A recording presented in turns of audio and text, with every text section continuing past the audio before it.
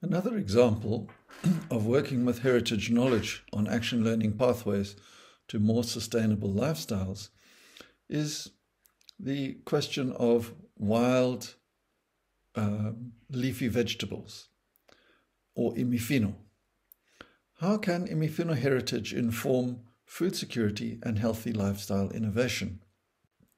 And it really takes me back to Gladys Chacha, who would often chop up in small little pieces the Imifino and make Imifino for all of the center. And we'd often joke with each other around some of the heritage knowledge related to Imifino. And that is, the men would say that don't have Imifino because it'll make you chatter like a woman. And Gladys would always say, everyone should have Imifino because it makes you strong like a woman. And so here, if we look at the action learning framework and we look at how were things in the past to tune in, the Imifino was wild harvested, and Mabonge Mchale did wonderful work on wild harvesting foods. And you can read her research. But they have disappeared, and one finds less and less people harvesting Imifino. In particular, people would harvest it at night or in the early morning because they didn't want it to be known that they were poor, because it's been associated with poor. You can't afford to buy from the supermarket, so you pick the wild Imifino.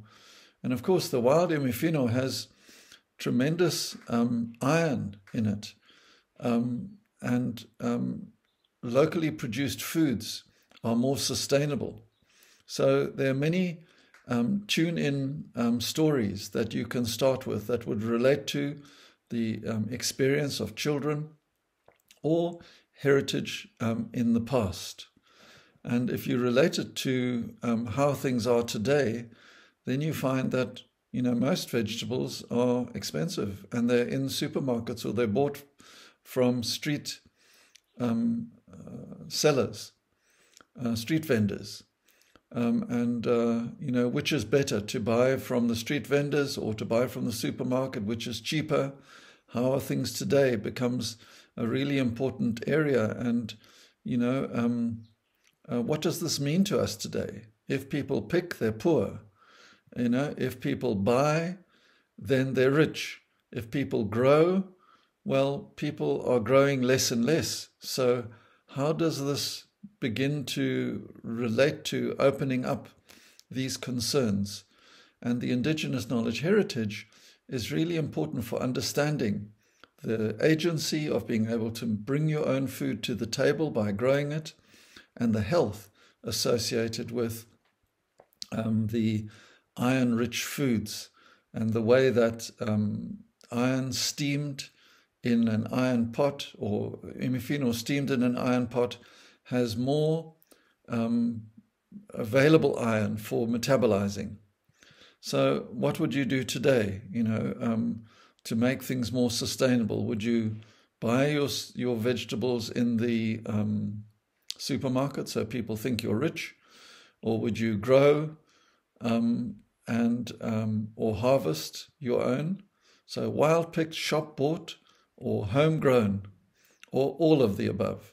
So there's a tremendous potential here for Imifino or Morocco in amongst the vendor to be explored. And once again, my emphasis would be on getting the handprint care materials that you can, searching around for ideas, but mostly working together to activate the knowledge that's already around amongst the women and in the older generations in a local community setting.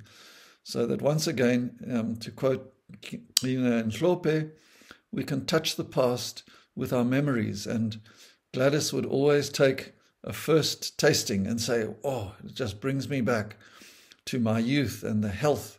I can feel the health running through me at the moment. And if the children can be inspired by this and feel the future flying on the wings of imagination and activating their agency to be able to grow local vegetables, to buy local, and to be able to be more sustainable and healthy in the choices that they make.